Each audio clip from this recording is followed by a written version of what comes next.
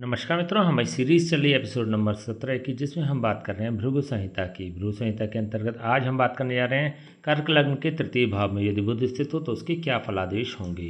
प्रथम भाव में 4 नंबर का मतलब होता है कर्क लग्न, और कर्क लग्न में बुध तृतीय भाव और द्वादश भाव इन दोनों भावों का स्वामी होता है। देखिए, जब कभी भी बुध तृतीय भाव में स्थित हो जाता है तो यह एक नकारात्मक फल प्रदान करने वाला बन जाता है। इसके कई कारण हैं।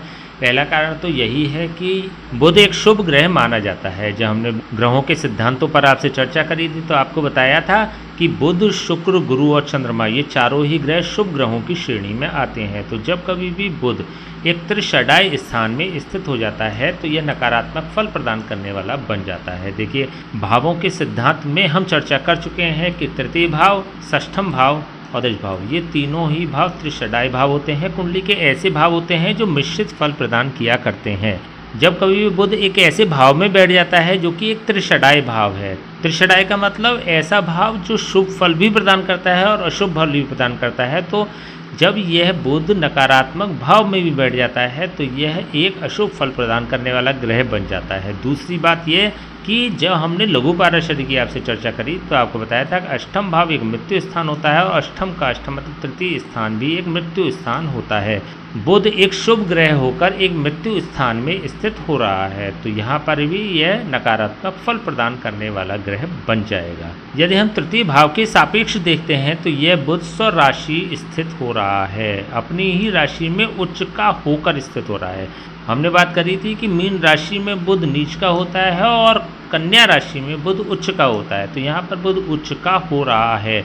जब उच्च का होकर यह तृतीय भाव में बैठता है तो तृतीय भाव के कंटेंट्स को बढ़ा देने वाला होता है, अत्यधिक बढ़ा देने वाला होता है। तृतीय भाव होता है मेहनत का, पुरुषार्थ का, परिश्रम का और संघर्ष का। तो यहाँ पर ये मेहनत, परिश्रम, पुरुषार्थ और संघर्ष सभी कंटेंट्स को बढ़ा देने वाला होगा। व्यक्ति के जीवन में संघर्ष की स्थिति चरम पर हो जाएगी। पराक्रम अधिक करना पड़ेगा, मेहनत अधिक करनी पड़ेगी और संघर्ष भी अत्यधिक बढ़ जाता है। तो ऐसी स्थिति में भी यह बुध शुभ फल प्रदान करने वाला नहीं बनता। यहाँ पर एक पॉजिटिविटी बन रही है कि बुध क्योंकि तृतीय भाव में स्थित हो रहा है और तृतीय भाव होता है छोटे भाई और छोटे बहनों का और इसके अलावा मित्रगणों का। तो इसके मित्र जीवन भर साथ देने वाले होते हैं। छोटे भाई और छोटे बहन का विशेष स्नेह इनको प्राप्त होता है। यदि हम द्वादश भाव के सापेक्ष बात करते हैं तो द्वादश भाव का स्वामी अपने स्थान से चतुर्थ स्थान पर स्थित हो रहा है। यहाँ से गिनती शुरू करेंगे तो 1, 2, 3, 4। द्वादश भाव का स्वामी अपने स्थान से चतुर्थ भाव पर स्थित हो रहा है तो यह भी एक नकारात्मक स्थिति जनरेट हो जाती है। यहाँ पर द्वादश भाव होता है एक पृथकतावादी भाव। पृथकतावादी भाव का स्वामी जब मृत्यु स्थान में स्थित हो जाता है और एक द्वादश भाव का स्वामी मृत्यु स्थान में स्थित हो जाता है तो यह व्यक्ति के जीवन में आलस को बढ़ा देने वाला हो जाता है, अकर्मण्यता की स्थिति को बढ़ा देने वाला हो जाता है।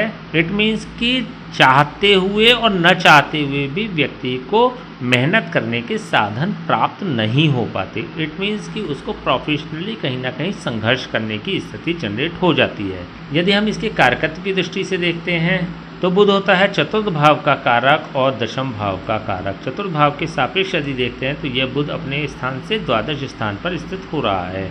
देखिए, जब कभी भी कोई भी ग्रह अपने स्थान से द्वादश स्थान पर स्थित हो जाता है तो संबंधित भाव की हानि करने वाला बन जाता है।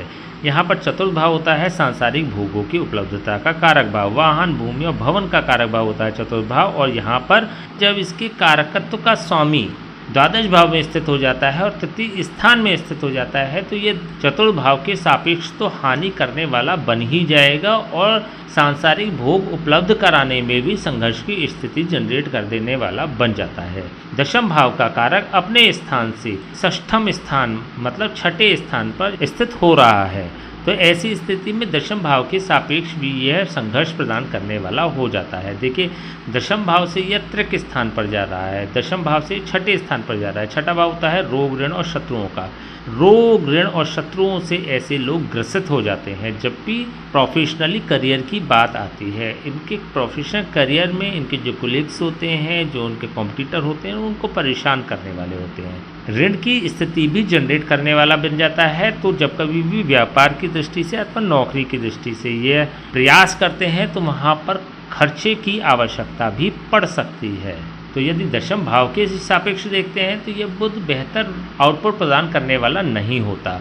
लेकिन क्योंकि दशम भाव का कारक और चतुर्थ भाव का कारक दोनों ही कारक का स्वामी बुध होकर उच्च का स्थित हो रहा है, तो यह सांसारिक भोग भी उपलब्ध कराता है और अच्छा प्रोफेशनल करियर भी उपलब्ध कराता है, लेकिन अत्यधिक संघर्ष, मेहनत और प्रयास करने के पश्चात। बुध की यहाँ से पूर्ण दृष्टि और सीधी दृष्टि नवम भाव पर पड़ रही है। जब उच्च का बुध नवम भाव को देखता है और नेगेटिव होकर देखता है, देखिए यहाँ पर तृतीय भाव का भी यह स्वामी हो रहा है, यहाँ पर यह द्वादश भाव का स्वामी हो रहा है, एक पृथकतावादी भाव का स्वामी होकर जब यह भाग्य स्थान पर दृष्टि डालता है तो भाग्य से भी पृथक करने का कार्य करता है। इट मीन्स कि व्यक्ति के जीवन में संघर्ष को बढ़ा देने वाला बन जाता है। देखिए क्योंकि यहाँ पर बुध नकारात्मक हो रहा है तो इसकी दृष्टि भी नकारात्मक ही होगी।